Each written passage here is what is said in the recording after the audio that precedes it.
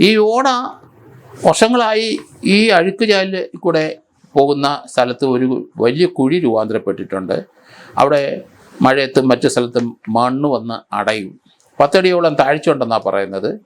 അതിനകത്ത് മണ്ണ് മാറ്റി ഇയാളുടെ മൃതദേഹം നിക്ഷേപിച്ച ശേഷം അതിന് മുകളിൽ കോൺക്രീറ്റ് ഇട്ട് മൂടിയതായിട്ട് പോലീസിന് ഇപ്പം കണ്ടെത്താൻ കഴിഞ്ഞു. ഏതായാലും പ്രതികൾ പറഞ്ഞ ആ സ്റ്റേറ്റ്മെൻറ്റ് ശരിയാണ് എന്നാണ് തോന്നുന്നത് എന്ന് പോലീസിനിപ്പം മനസ്സിലായി. കാരണം മൃതദേഹം അവിടുന്ന് തന്നെ കിട്ടിയിരിക്കുന്നുണ്ട്. ഇനി ചീഞ്ഞഴിഞ്ഞ മൃതദേഹം ഒരു ഫോറൻസിക് പരിശോധനയ്ക്ക് അയക്കേണ്ടി വരും. പോസ്റ്റ്മോർട്ടം ചെയ്ത് കഴിഞ്ഞാൽ DNA കൂടെ എടുത്തെങ്കിൽ മാത്രമേ ഇയാളുടെ തന്നെ മൃതദേഹമാണ് എന്ന് ഫിക്സ് ചെയ്യാൻ കഴിയുള്ളൂ. അതിലേക്ക് നടപടിയിൽ പോലീസ് സ്വീകരിക്കുന്നുണ്ട്. മൃതദേഹം തന്നെ ഇപ്പോൾ അവിടുന്ന് മാറ്റി പോസ്റ്റ്മോർട്ടത്തിലേക്ക് കൊണ്ടുപോയിട്ടുണ്ട്.